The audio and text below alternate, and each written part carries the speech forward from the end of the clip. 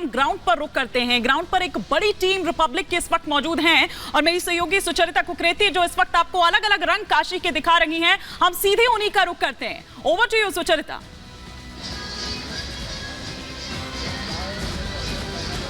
हिमानी, इस वक्त चौथे चरण के बाद वोटिंग का भी रंग है, लेकिन यहाँ बनारस में सिर्फ मोदी का रंग है और इसीलिए आप जो मेरे पीछे तस्वीर देख सकती हैं, यहाँ पर हर थोड़ी जगह पर, हर थोड़ी दूरी पर जब आप जाते हैं तो यहाँ पर आपको लोग नजर आएंगे जो नरेंद्र मोदी के बारे में बोलना चाहते हैं, कहना चाहते हैं। जरा बता दीजिए इस बार बनारस में क्या होगी, एक बार जरा मिलकर बता दीजिए। 400 पार मोदी जी के लिए पूरी काशी मोदी में हो चुकी है और एक एक वोटर, एक एक बच्चा, जन जन मोदी की पुकार है और इस बार 400 पार होकर रहेगा। चौथे चरण की वोटिंग हो गई है, क्या लग रहा है उसके बाद? सिर्फ मोदी का कोई विकल्प नहीं। इस बार 400 पार और काशी में 10 लाख पार। 10 लाख पार कह रहे हैं वो। 10 लाख पार हो जाएगा। एकदम बिल्कुल। पूरे देश में इस समय मोदी जी की गारंटी चल रही है और हम लोग बनारस में मोदी जी का भव्य स्वागत कर रहे हैं और 10 लाख पार होगा इस साल। 10 लाख पार हो जाएगा। अच्छा, काशी विश्वनाथ में भी जय श्री राम के नारे लगे? बिल्कुल लगेगा। विपक्ष जो भी कहता रहे, यहाँ जय श्री राम ही रहेगा। जय श्री राम। अब की बार 400 पार। तो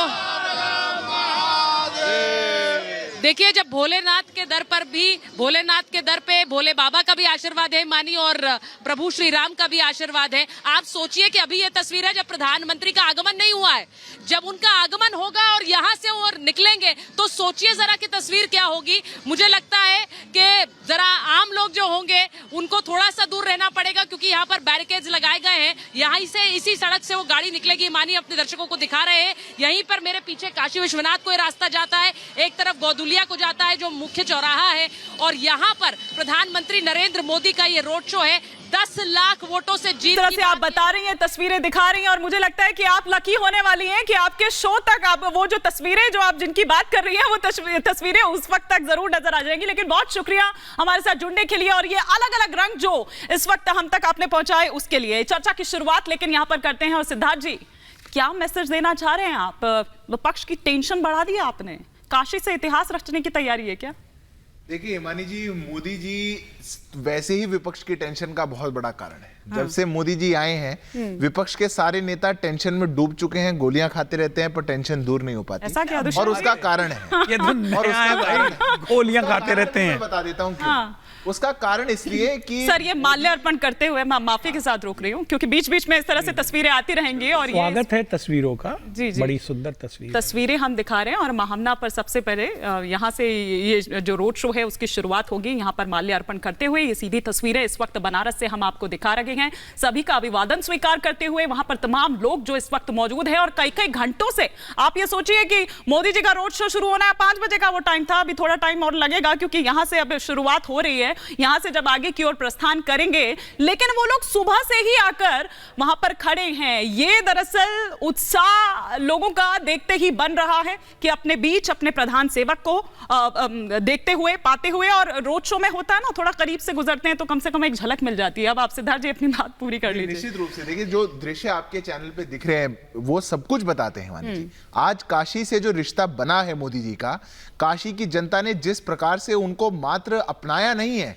उनको जो गौरव महसूस होता है कि हमारे इस धरा से हमारा प्रतिनिधि चुन करके एक ऐसा व्यक्ति गया जिसने पूरे देश में जो अभूतपूर्व चीजें थी उनको करने का काम किया। जिनको कहा जाता था ये तो कभी नहीं साल हो सकती, जो नागर जी की पार्टी जिनको वर्षों से कहती थी 370 कभी नहीं हटेगी, राम मंदिर कभी नहीं बनेगा, नक्सलवाद कभी नहीं दूर जाएगा, बॉर्डर्स की सेफ्टी कभी नहीं होगी, ये इकोनॉमी 3rd लार्जेस्ट कभी नहीं होगी, जो कभी नहीं कहा जाता था वो मोदी ने करके दिखाया। और इसीलिए मोदी माने मैन ऑफ डिलीवरिंग इंपैक्ट। जो मैन ऑफ डिलीवरिंग इंपैक्ट है उस व्यक्ति की काशी की धरा से, बाबा की नगरी से जो जुड़ाव है वो दृश्य आपके 400 पार का आशीर्वाद मिलेगा। 400 पार का आशीर्वाद तो देश की जनता हिमानी जी दे ही चुकी है और वो दे चुकी है, उसका प्रमाण आपके चैनल पर सामने दिख रहा है। क्या दुष्यंत जी, जो प्रत्यक्ष को प्रमाण टेंशन बढ़ा रही है क्योंकि ये कहा प्रमाणम सुनिए ना, बहुत अच्छा कहा बोला जा रहा है कि इस चुनाव का ये सबसे बड़ा शक्ति प्रदर्शन होने वाला है जो तस्वीरें इस वक्त हम देख रहे हैं। देखिए मैं तो समझता हूं ये शक्ति प्रदर्शन ही स्वयं में पराजय की स्वीकृति है। अच्छा, प्रधानमंत्री जी को 10 वर्ष काम करते हुए हो गए, बड़ी बड़ी बातें गिना दी, उसके बाद भी प्राइम मिनिस्टर साहब को रोड शो करना पड़ रहा है। लेकिन मैं और स्वीकृति इनकी बताना चाहता हूं, अरे एक प्रधानमंत्री को अगर चुनाव अपना सीट जीतने के लिए रोड शो करना पड़े तो समझ लो प्रधानमंत्री जी ने काम ठीक नहीं किया। और एनएसएसओ के आंकड़े बताते हैं अप्रैल माह में तो ये 47 लाख लोगों की नौकरी चली गई है। दुष्यंत जी, लेकिन ये जो लोग वहां पर पहुंचे हुए हैं सुबह से ही एकत्र करके लाए हुए हैं, गुजरात तक से लोग आए हैं, अच्छा, गाजीपुर से, लखनऊ से, इलाहाबाद से, तो लुधियाना से लाने अलग अलग जगहों से लाए गए हैं। लेकिन लोकल नहीं मिल रहा, वो लोगों पर क्यों टिप्पणी कर रहे हैं?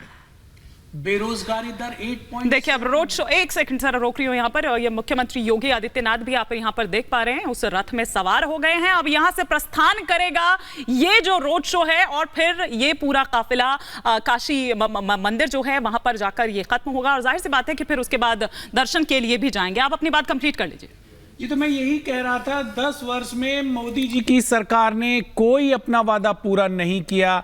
आज हम देखते हैं 16 लाख करोड़ से ज्यादा का कर्जा उद्योगपतियों का माफ हुआ है।